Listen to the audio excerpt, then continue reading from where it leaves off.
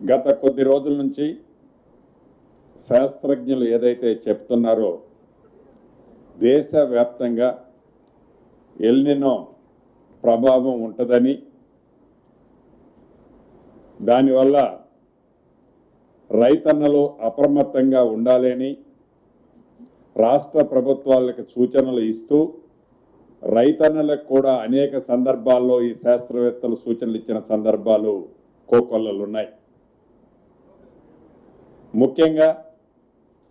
South రాష్ట్రాల్లో ఈ El Niño effect ఎక్కువగా ఉంటుందనేది శాస్త్రజ్ఞుల యొక్క వారికి ఉన్న అపారమైన పరిజ్ఞానంతో వారు చెప్పినట్లే ఇప్పటి వరకు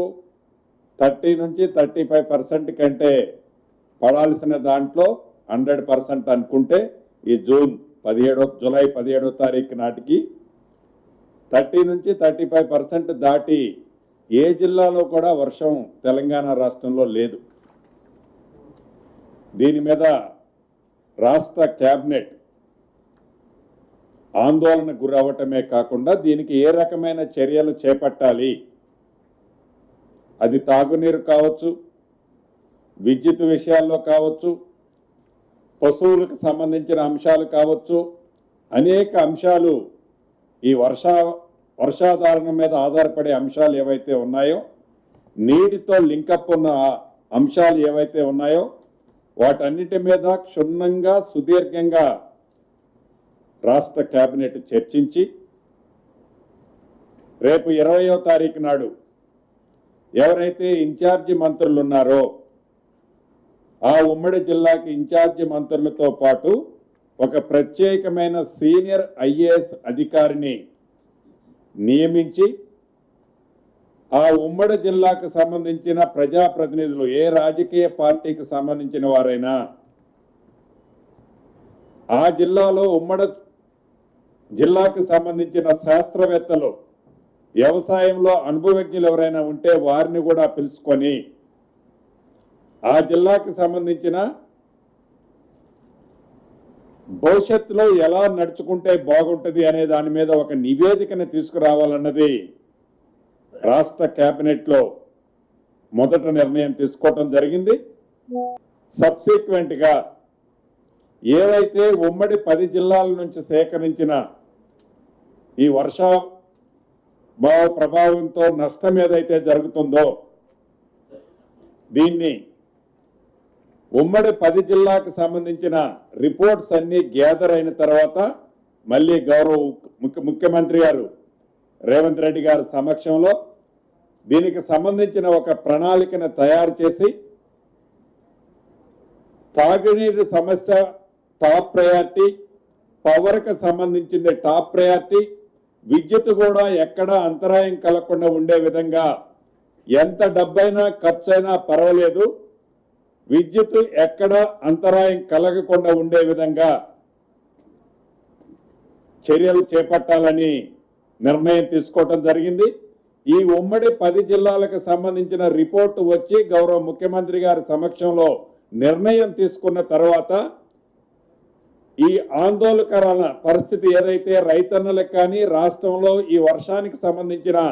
ఈ కరువుకు సంబంధించిన ఆందోళన పరిస్థితిని కేంద్ర ప్రభుత్వానికి నివేదిక పంపి కేంద్ర ప్రభుత్వ బృందాలను కూడా రాష్ట్రానికి ఇన్వైట్ చేసి రాష్ట్రాన్ని తక్షణమే అన్ని రకాలుగా ఆదుకోవాలన్నది కూడా చర్యలు చేపట్టాలని రాష్ట్ర కేబినెట్ ఈరోజు ప్రత్యేకంగా దీని మీద ఫోకస్ పెట్టి సుదీర్ఘంగా చర్చించడం జరిగింది. రైతన్నలందరికీ కూడా రాష్ట్ర కేబినెట్లో ఒక సందేశాన్ని ఇవ్వటం జరిగింది. ఇప్పటికే వ్యవసాయ శాఖ వారు ఏ జిల్లాలో ఏ పంటలు వేస్తే బాగుంటుంది అంటే ఇవాళ ఏదో చెరువులో కొద్దిగా నీరున్నాయని గబగబా వరేస్తే మళ్ళీ ఆ నీళ్ళైపోతే అది తాగునీటికి కూడా ఇబ్బంది వచ్చే పరిస్థితి ఉంది. అదే పరిస్థితుల్లో ఆ కొద్దిగా నీరైతే మళ్ళీ నీటి సౌలభ్యం లేని కారణంగా ఆ పంట కూడా ఎండిపోయే ప్రమాదం ఉంది. దీన్ని దృష్టిలో పెట్టుకొని ఇప్పటికే వ్యవసాయ శాఖ ప్రతి జిల్లాకి ఆల్రెడీ ఏ పంటలు వేయాలన్నది, ఆ పంటలకు సంబంధించిన విత్తనాలను కూడా ఫుల్ ఫ్లెడ్జ్ లో ఏర్పాటు చేయాలన్నది కూడా చేశారు. ఇంకా ఎక్కడైనా షార్ట్ ఫాల్ ఉంటే వాటిని కూడా పురమాయించాలని గౌరవ ముఖ్యమంత్రి గారు సూచనలు సలహాలు ఇవ్వటం జరిగింది. అదే రకంగా దీనికి ఏదైతే ఇక్రిసాట్ లో కానీ మిగతా శాస్త్రవేత్తలు అపారమైన అనుభవజ్ఞులు ఉన్నారు దీంట్లో, వారందరినీ కోఆర్డినేట్ చేయడానికి రాష్ట్ర ప్రణాళిక మండలి వైస్ చైర్మన్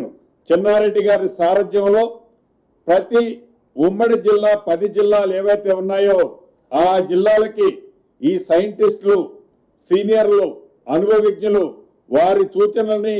తప్పకుండా ఆ జిల్లాకి వెళ్ళి ఈ కోఆర్డినేషన్ తీసుకొని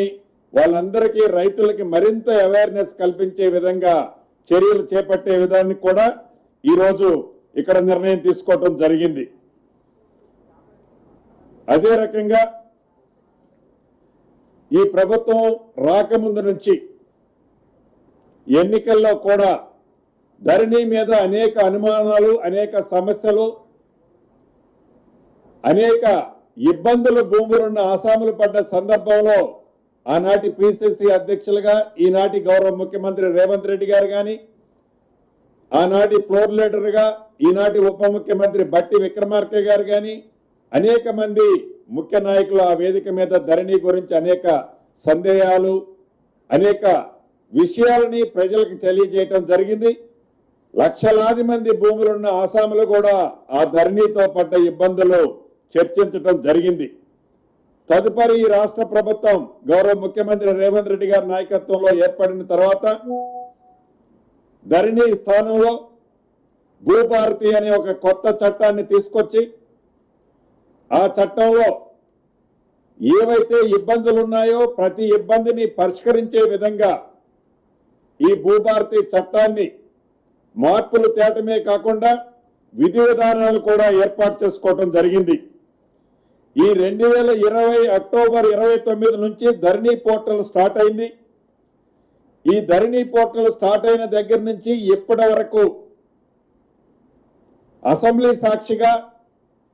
ప్రతిపక్షంలో అడిగిన కొంతమంది సభ్యులు అడిగిన దాన్ని దృష్టిలో పెట్టుకొని ఫోరెన్సిక్ ఆడిట్ వేయాలని కోరారు. ఫోరెన్సిక్ ఆడిట్ వేశాం. కేంద్ర ప్రభుత్వ సంస్థసే అప్రూవల్ ఉన్న కేరళకు సంబంధించిన ఒక సంస్థని ఫోరెన్సిక్ ఆడిట్ చేయడం కోసం నిర్ణయించి పైలట్ కింద సిద్దిపేట, మెదక్ 2 జిల్లాలను ముందు చేసి తదుపరి మిగిలిన రాష్ట్రంలోని అన్ని జిల్లాల్లో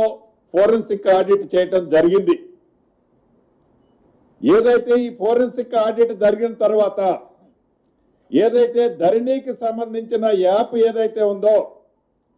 ఆ యాప్కు సంబంధించి అంతకుముందు టెరాసిస్ ఎవరైతే దాన్ని రన్ చేశారో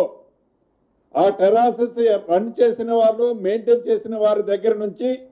కేంద్ర ప్రభుత్వ సంస్థ అయిన ఎన్ఐసికి ఈ భూభారతిని పూర్తిగా వారికి హ్యాండ్ ఓవర్ చేశాం. ఆపరేషన్స్ అండ్ మెయింటెనెన్స్ చేసిన తర్వాత ఏదైతే పాత పోర్టల్ ధరణి పోర్టల్ని యాజ్ ఇట్ ఈజ్ గా కొన్ని చిన్న చిన్న మార్పులు చేసి 32 మాడ్యూల్స్ ని 6 మాడ్యూల్స్ గా చేంజ్ చేసి దాంట్లో కొన్నిటిని సాధ్యమైన వాటిని సవరించి ఈ ఎన్ఐసికి హ్యాండ్ ఓవర్ చేశారు. తదుపరి ఎన్ఐసి రన్ చేయడం జరిగింది. ఈ రన్ చేసిన సందర్భంలో ఏదైతే ఈ ఫోరెన్సిక్ ఆడిట్ కానీ మిగతా సంస్థలు ఏవైతే ఇచ్చిన రిపోర్ట్ల ఆధారంగా తప్పకుండా ఎప్పుడైతే ధరణి ఏర్పడిందో ధరణి ఏర్పడి ఆ పోర్టల్కి సంబంధించిన టెండర్ దగ్గర నుంచి ఎప్పటి భూభారతి వరకు పూర్తి విచారణ చేయటం కోసం స్పెషల్ ఎంక్వైరీ టీం ఎస్ఈటిని స్పెషల్ ఎంక్వైరీ టీం ఎస్ఈటిని ఏర్పాటు చేయాలని రాష్ట్ర కేబినెట్ ఆమోదం తెలపడం జరిగింది. దీని ప్రధాన ఉద్దేశం ధరణి ఏర్పడిన దగ్గర నుంచి 2020 అక్టోబర్ 29 నుంచి ఇప్పటి భూభారత వరకు ధరణి పోర్టల్కి టెండర్ దగ్గర నుంచి లగాయించి ఏవైతే ప్రతిపక్ష పార్టీలు చెబుతున్నాయో ప్రొబిటెడ్ లిస్టులో లక్షలాది ఎకరాలు ప్రొబిటెడ్ చేసి ఆ ప్రొవిషన్ చేసిన వాటిని వారికి నచ్చిన వారికి రిలీజ్ చేస్తున్నారనే ఆరోపణలతో సహా ప్రతి అంశాన్ని క్షుణ్ణంగా ఏమేమి ఈ ధరణి పోర్టల్లో జరిగాయి, ధరణి పోర్టల్ని ఎన్ఐసికి హ్యాండ్ ఓవర్ చేసిన తర్వాత ఏం జరిగాయి, దీని బ్యాక్ ఎండ్ లో ఎవరెవరున్నారు, ఎక్కడెక్కడ ఏమేమి జరిగింది అనేది పూర్తి విచారణ కోసం ఎస్ఈటిని స్పెషల్ ఎంక్వైరీ టీంని ఏర్పాటు చేయటం జరిగింది. అదేవిధంగా